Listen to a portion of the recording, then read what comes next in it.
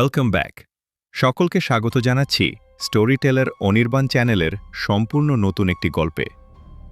আজকের গল্প শুরু করার আগে আপনারা যদি চান আপনাদের সাথে ঘটা কোনো ঘটনা আমরা আমাদের চ্যানেলে শেয়ার করি, তাহলে ডেসক্রিপশন বক্সে দেওয়া জিমেলটিতে ঘটনাটি লিখে পাঠান। আজকের গল্পের নাম শেষ রাতের ডাক। আপনি কি কখনো রাত ৩টের নীরবতা অনুভব করেছেন?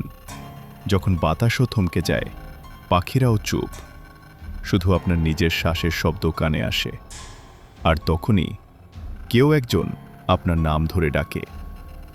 ২০১৮ সাল। রাহুল তখন সবে গ্রামে এসেছে শহরের ক্লান্তি থেকে মুক্তি পেতে। মামা বাড়ি ময়মনসিংহের এক ছোট্ট গ্রাম, নাম ধলাপাড়া। মামা বললেন, এখানে রাতে বাইরে যাস না বাবা, বিশেষত পুকুর পাড়ে। রাহুল হাসল। শহুরে মানুষ এসব কুসংস্কার বলে মনে হয়েছিল তার। প্রথম রাতটা ভালোই কাটল। দ্বিতীয় রাতে ঘুম ভাঙল হঠাৎ। রাত তখন ৩:15। রাহুল উঠে বসল। জানলার বাইরে জ্যোৎস্না, পুকুরের জলে চাঁদের আলো কাঁপছে।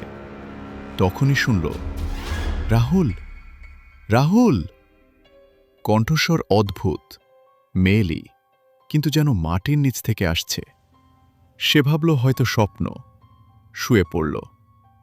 আবার, রাহুল, একটু বাইরে আয়। এবার সে উঠে গেল জানলার কাছে, বাইরে তাকালো। পুকুরের ঘাটে দাঁড়িয়ে আছে একটি মেয়ে, সাদা শাড়ি, ভেজা চুল, পিঠ ফেরানো। রাহুলের মনে হল এই মেয়েকে সে চেনে।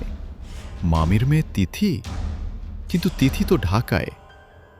মেয়েটা ধীরে ধীরে মাথা ঘোরাচ্ছে। রাহুল নিঃশ্বাস বন্ধ করে দেখতে লাগল। মেয়েটা এবার পুরো ঘুরে দাঁড়ালো, কিন্তু তার মুখ নেই।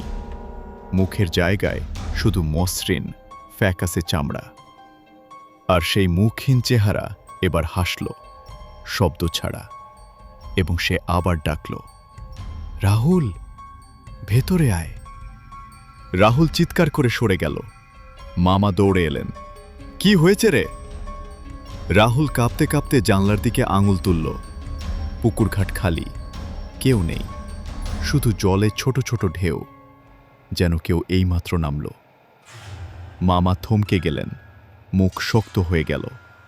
তিনি বললেন আস্তে আস্তে, ওটা তোকে ডেকেছিল, তুই সাড়া দিসনি, সৌভাগ্যিস। যদি দিতিস, আজ ভোরে শুধু তোর ভেজা জুতো পাওয়া যেত ঘাটে। রাহুল সেই রাতে আর ঘুমায়নি। পরদিন ভোরে সে জানতে পারল ৫ বছর আগে ওই পুকুরে ডুবে মরেছিল এক তরুণী, নাম রাহেলা। তার শেষ কথা ছিল, কাউকে একা পাওয়া গেলে সে ডাকে, নাম ধরে। তো বন্ধুরা, এই ছিল আজকের গল্প। রাত ৩টের পর যদি কেউ আপনার নাম ধরে ডাকে, একবার ভাবুন, সেটা কি সত্যিই চেনা কেউ, নাকি অন্য কেউ। ভালো থাকুন, সাবধানে থাকুন, আর আমাদের চ্যানেলটি সাবস্ক্রাইব করতে ভুলবেন না, কারণ পরের গল্পটা আরও বেশি ভয়ের। বন্ধুরা, আজকের গল্প এখানেই শেষ। ভালো লাগলে লাইক ও সাবস্ক্রাইব করতে ভুলো না। তোমার পরিচিত কোনো অদ্ভুত ঘটনা থাকলে কমেন্ট করো, হয়তো সেটাই হবে আমাদের পরের গল্প। পরের সপ্তাহে আবার আসছি রবিবার রাত ৯টার সময় আরও একটি নতুন গল্প নিয়ে। ভালো থেকো।